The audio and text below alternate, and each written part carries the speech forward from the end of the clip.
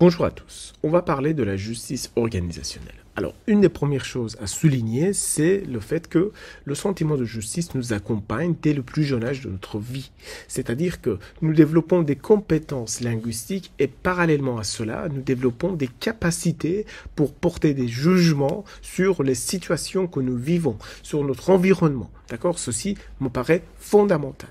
Alors, les organisations de travail sont aussi structurées par la question de la justice en fonction de ces différentes facettes. Les organisations de travail aussi sont aussi la dynamique des organisations de travail, c'est aussi impacté par la question de la justice. La dynamique des groupes de travail est aussi animée par les sentiments de justice des travailleurs. Et c'est de cela dont on va parler quand on va parler de la justice organisationnelle. Très bien.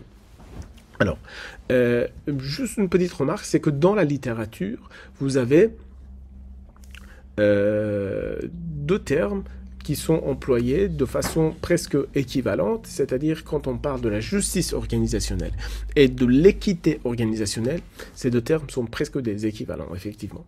Alors, je sais que effectivement, la question de l'équité soulève pas mal de débats. Maintenant, on n'est pas là pour disputer de cela, mais ici, dans un premier temps, sachez que quand vous lisez dans la littérature, par exemple, managériale, l'équité organisationnelle, cela signifie justice organisationnelle, ne soyez pas perturbés, ça va?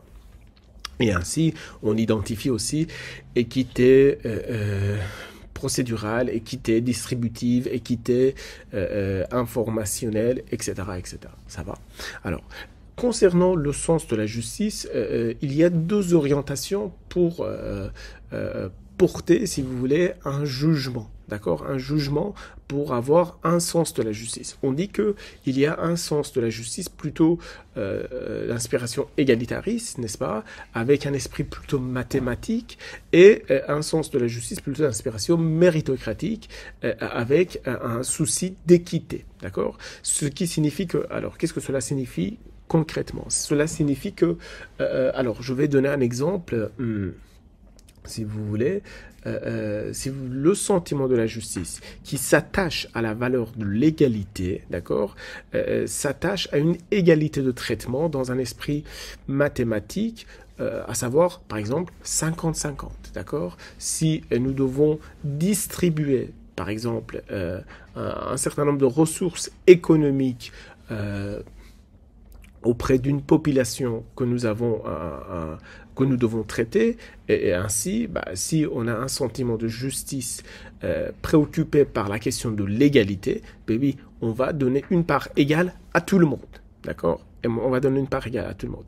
Tandis que si nous avons une préoccupation en termes d'équité, à ce moment-là, on va prendre en considération les mérites de chacun, les besoins de chacun. On va contextualiser, on va avoir une approche plutôt éthique, en ce sens que chaque situation mérite d'être étudiée de façon à ce qu'on puisse distribuer ces ressources économiques de façon équitable pour donner à chacun en fonction de ses besoins ou de ses mérites. Ainsi, effectivement, nous avons une préoccupation davantage en termes d'équité. Donc, vous voyez bien que effectivement, le sens de la justice peut avoir une orientation plutôt égalitariste, n'est-ce pas? Ou bien une orientation plutôt axée sur le concept d'équité, d'accord? Le concept d'équité.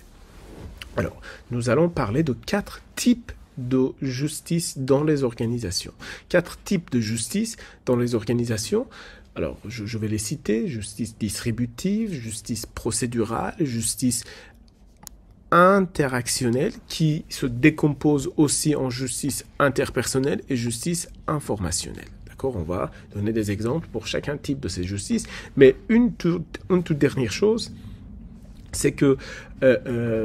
si vous voulez, on est face à une typologie graduelle, c'est-à-dire que on n'est pas dans une logique catégorielle en disant ce qui est justice distributive, enfin une situation qui effectivement traite de la justice distributive n'est pas traitable du point de vue de la justice procédurale? Non, absolument pas. Ce sont des typologies idéales typiques, c'est-à-dire des cadres théoriques qui nous permettent de mesurer le réel à partir de ces cadres théoriques. Ainsi, il y a une logique, si vous voulez, graduelle entre ces différents types de justice. Alors, la justice distributive est centrée sur les décisions prises dans les entreprises. Voici quelques exemples de quoi on parle. Par exemple, le fait qu'on embauche quelqu'un ou pas. Le fait qu'on donne une promotion à un employé et pas un autre. Le fait qu'on augmente le salaire de certaines catégories et pas d'autres, tout cela, ça crée des sentiments de justice et d'injustice dans les organisations. Et étant donné qu'à chaque fois, ces sentiments sont centrés sur les décisions qui ont été prises, pas sur les procédures, pas sur la façon dont ces décisions ont été informées, pas sur la communication relationnelle, en tout cas pas sur les autres dimensions, mais concentrées et centrées sur les décisions elles-mêmes. En ce sens, on parle de la justice distributive. Et vous l'avez très bien compris, la justice distributive, mesdames, messieurs, est une justice préoccupée par la distribution des ressources disponibles, n'est-ce pas? Par la distribution des ressources disponibles. Alors voici quelques exemples, d'accord? Quelles sont les tâches et responsabilités qui composent notre poste, d'accord?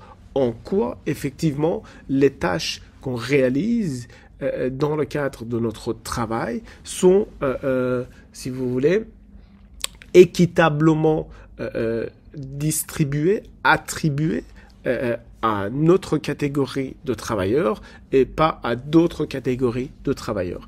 Alors, la question de la justice distributive est principalement compréhensive à travers, disons, l'orientation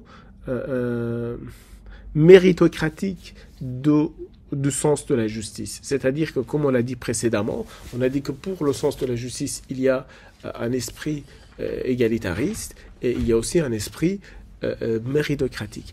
Et quand on parle de la justice distributive, effectivement, on est davantage centré sur cette orientation méritocratique. Alors, le principe d'équité conceptualisé par Adams en 1965 nous dit la chose suivante, que nous nous considérons bien traités seulement lorsque nous obtenons les rétributions que nous pensons devoir obtenir au regard de nos contributions. Qu'est-ce que ça signifie? Ça signifie on a un sentiment de justice, d'accord, quand on pense que ce qu'on a fourni comme travail, d'accord, est proportionnel à notre salaire et vice-versa. C'est-à-dire ce qu'on a reçu comme salaire est proportionnel à ce qu'on a fourni comme travail.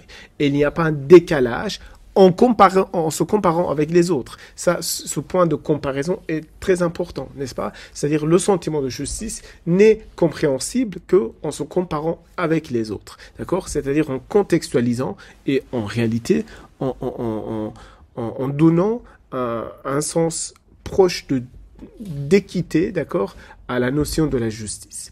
Et alors, on pourrait très bien avoir un sentiment de sous-équité ou un sentiment de sur-équité, effectivement, selon le fait qu'on considère que, par exemple, notre salaire est disproportionné par rapport aux autres travailleurs et est un salaire plus bas. Dans ce cas-là, on a un sentiment de sous-équité, alors que si on touche un salaire plus important par rapport aux efforts qu'on fournit dans l'organisation du travail, on pourrait avoir un sentiment de suréquité, n'est-ce pas? En tout cas, dans chacun de ces cas de figure, cela crée un sentiment de malaise, en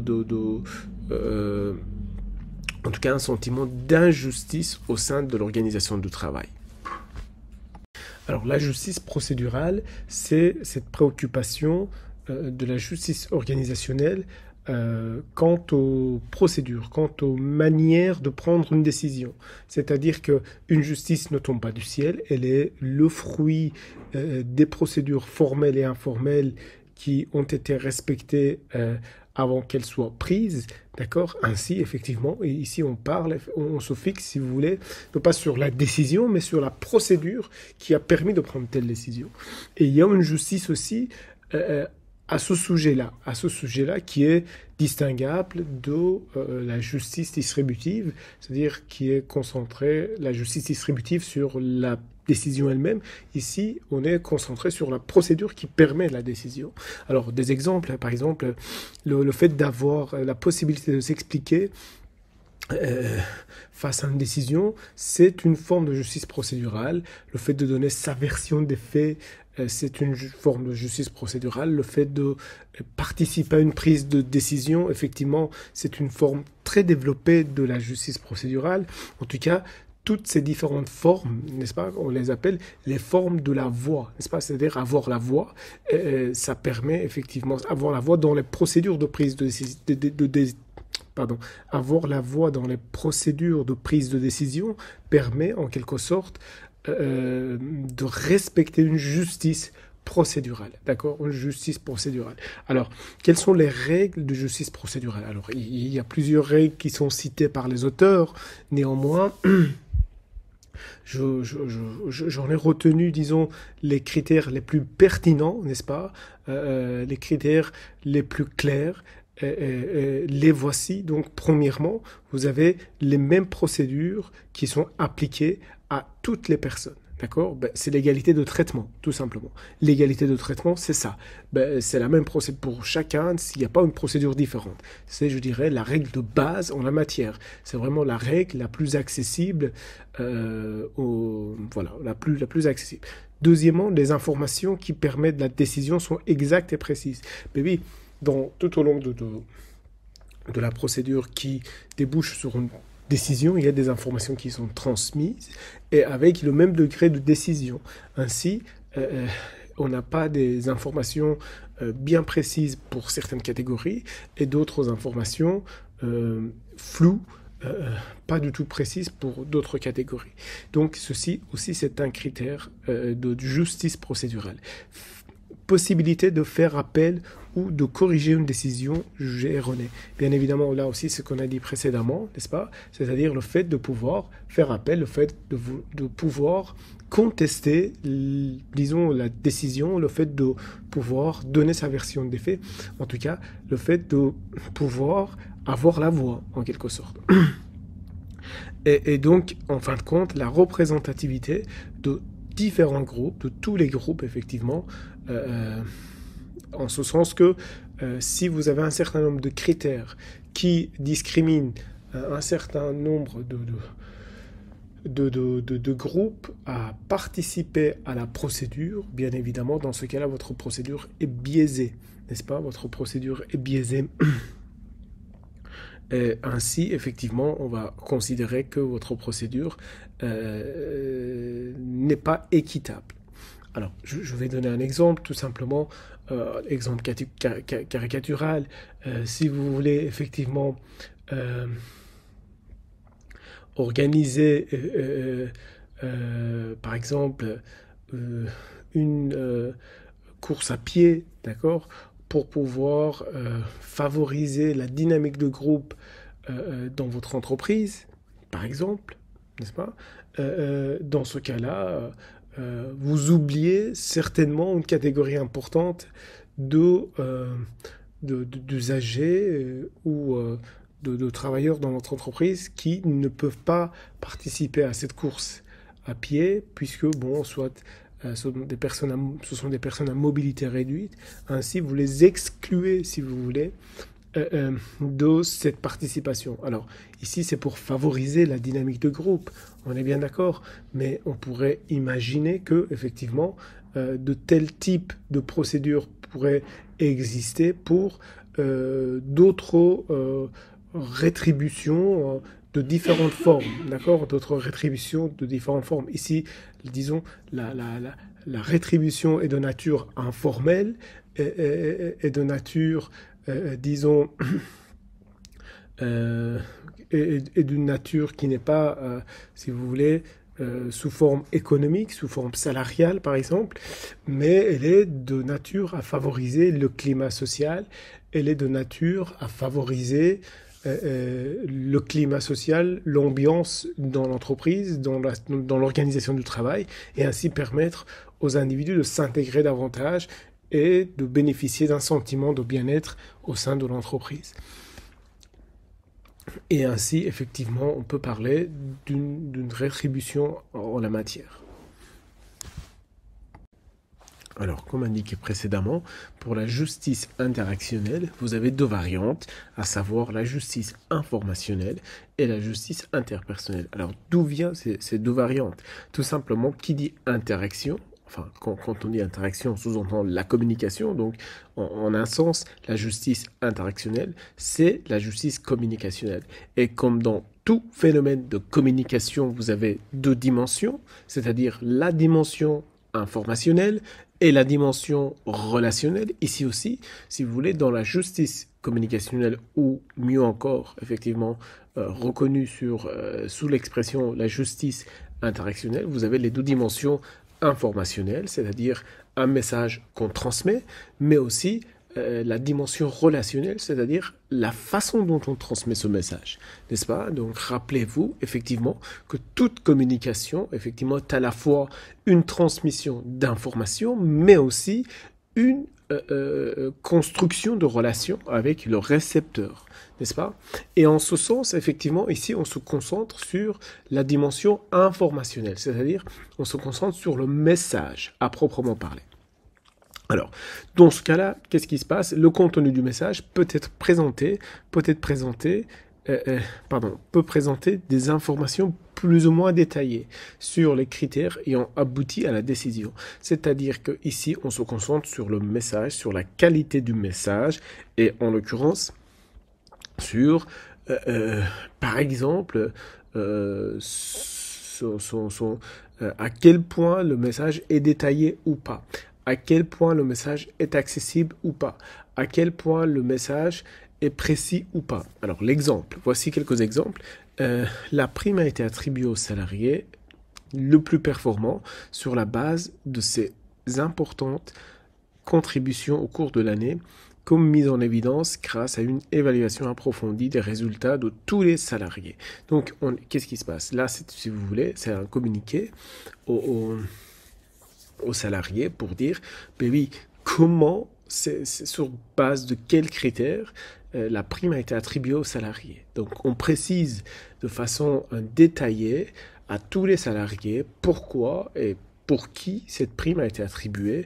Ben oui, ce sont les salariés les plus performants, sur base de quoi, sur ceci ou cela. En tout cas, on donne une information bien précise. Ou bien encore, un jury composé de 3 experts a examiné tous les dossiers de tous les candidats. Ces derniers ont chacun la possibilité de défendre leur candidature, etc., etc. Et là aussi, on donne toute une série d'informations sur la procédure, bien évidemment, mais ce sont des informations qu'on transmet et c'est la qualité, si vous voulez, détaillée de ces informations qui, en quelque sorte, fait la différence.